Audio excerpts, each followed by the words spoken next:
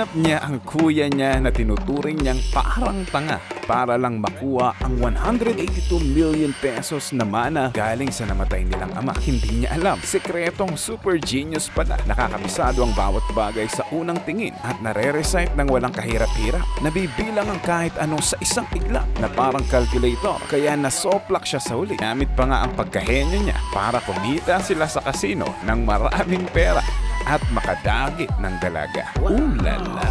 Welcome back sa Pokemon Recaps. Ito si Charlie Bobby, isang car dealer sa Los Angeles. Nag-i-import siya ng 4 na Lamborghini at may bebentahan na siya. May down payment na ang mga buyer. Pero ang problema, naipit ang mga sasakyan sa daungan dahil sa kakulangan ng papeles, kaya walang tigil ang problema nila sa pera. Kasama niya rin sa trabaho ang kanyang syota na si Susana at magbabakasyon muna sana sila. Nang dumating ang balita, napatay na ang kanyang ama. Walang emosyon, walang gulat. Matagal na kasi silang hindi nag-uusap at maasim ang relasyon nila ng kanyang ama. Sinamahan siya ni Susana sa libing at dito na magsisimula ang lahat. Pagkatapos ng burol, kinausap si Charlie ng abogado ng kanyang ama bilang nag-iisang anak. Akala niya lahat ng mga ari-arian at kayamanan ay mapupunta na sa kanya. Dalawang bagay ang natuklasan niya. Una, ang lumang 1949 Buick Roadmaster, ang classic car na siya ring dahilan ng pinakamatinding away nila. Noong high school pa siya, hindi siya pinapayagang magamit ito. Pero kinuha niya ang susi at tinakas kasama ng kanyang mga kaibigan. Nahuli siya ng mga pulis dahil nanakaw daw ito at itinuro mismo siya ng kanyang sariling ama.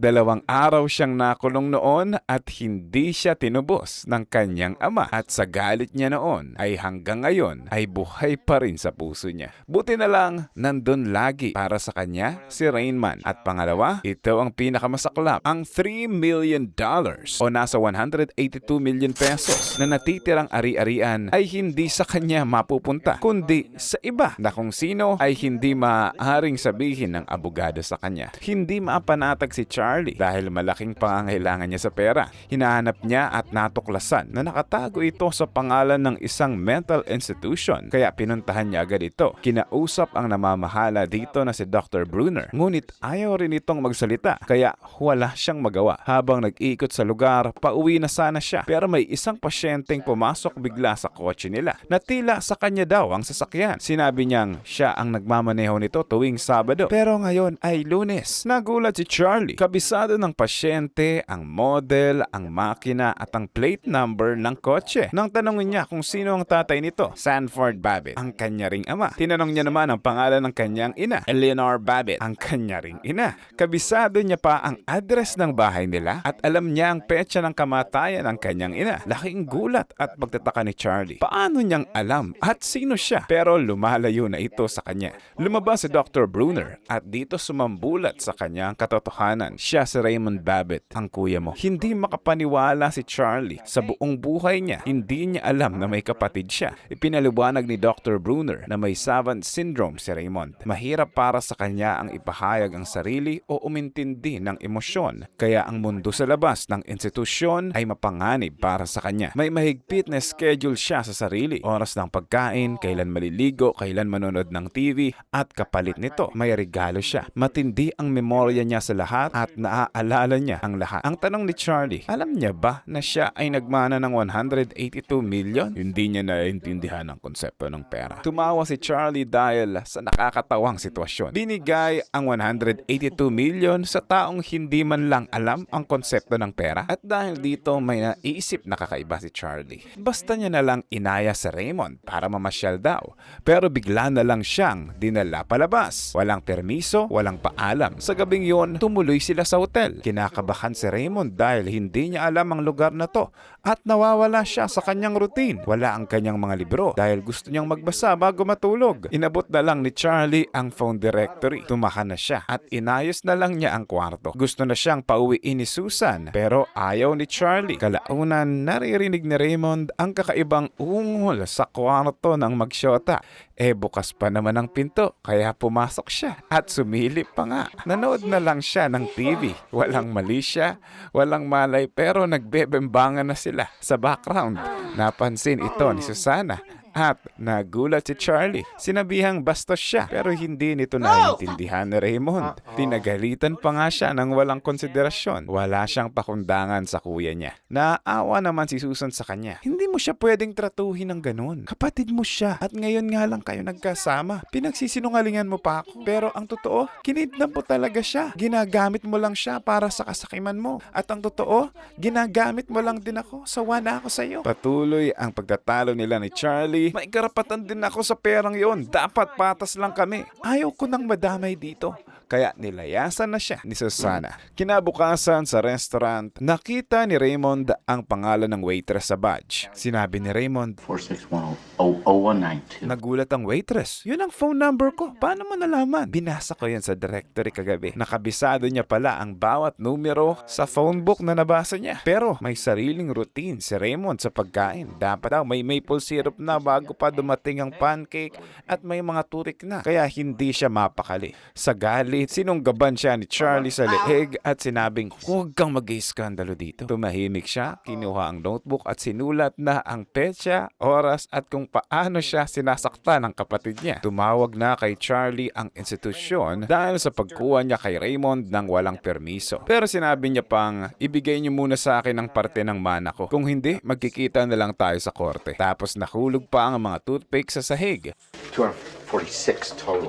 Ang bilang ng toothpicks na nahulog sa sahig, nabilang niya agad. Bali 250 pieces dahil may 4 na natira pa sa kahon. Tama si Raymond. Sa airport, ayaw sumakay ni Raymond. Kahit anong pilit ng kapatid niya at sinasabing, mapanganib ang eroplano. Ang mga hindi nakasubscribe sasabog sa eroplano. Nire-recite niya ang petsa ng bawat pag-rush ng mga airlines at kung ilan ang namatay. Sa bawat airlines na pinipili ni Charlie ay may sagot si Raymond sa kanilang bawat aksidente at petsa nito. Kinaladkad na siya ni Charlie sa inis pero nagsisigaw pa si Raymond at nag-iiskandalo. Wala na siyang choice kundi mag-land travel. Imbis na 3 oras lang sa eroplano, 3 araw silang magbibiyahe sa kotse. Ayaw niya pang sumakay sa kotse kapag napapadaan sa mapanganib na highway dahil marami din daw na aksidente doon. Bumababa na lang siya sa kotse at naglalakad sa harap. Wow! Henyo nga. Kinabukasan, nalaman niyang takot daw siya sa ulan kaya hindi na naman sila makabiyahe. Kapag may oras ng paborito niyang palabas, kailangan pa nilang humanap ng TV kahit kaninong bahay na maabutan nila para makinood lang. Tapos isang gabi, habang nagsisipilyo siya, nagtatawanan sila at nagbibiroan. Nakikisakay din si Raymond at nagpapatawa din siya kay Charlie at sinabing, syempre, ako si Fanny Rainman. Wait, ano sinabi mo? Natilihan ni Charlie dahil naalala niyang noong bata pa siya, meron siyang imaginary friend na siyang pumupunta sa kanya tuwing natatakot siya o umiiyak. Kumakanta ito para sa kanya. Hindi pala siya imaginary. Si Rainman ay si Raymond, ang kuya niya. Nawala lang siya bigla sa bahay nila at sa wakas, naunawaan na ni Charlie. May litrato pa silang dalawa. Bata pa si Charlie, nakasama niya si Raymond. Binuksan ni Charlie ang gripo ng mainit na tubig at umusok. Biglang inatake si Raymond at sinubukang isara ang gripo. Masusunog ang baby!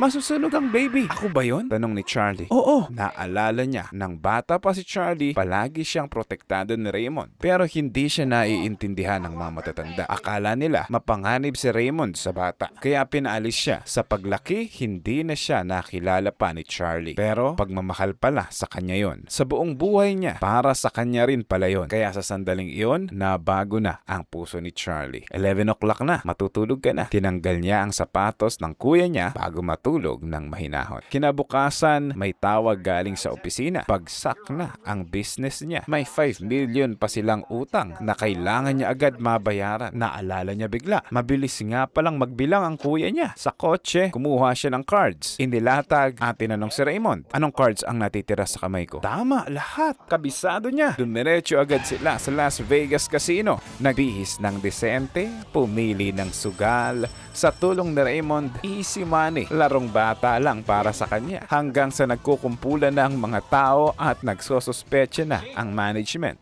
Pero wala silang makitang ebidensya. Kumita sila ng 5.2 million. Nang maiwan si Raymond ay nilapitan siya ng chicks at nakwento patuloy niya ang sekreto nila sa panalo. Natuklasan ito ng kasino na nagbibilang sila ng baraha kaya hindi na sila pinapayagan pang bumalik. At least kumita na sila kaya bawi na sa utang nila. Biglang dumating si Susana sa kwarto nila. Sumali sa kasiyahan. Nagpaturo pa si Raymond na sumayaw para magkaroon din daw siya ng girlfriend. Nang masolo siya ni Susan at nalamang hindi pa daw siya nakaranas ng halik, kay pinaranas din sa kanya at may kakaiba daw siyang naramdaman.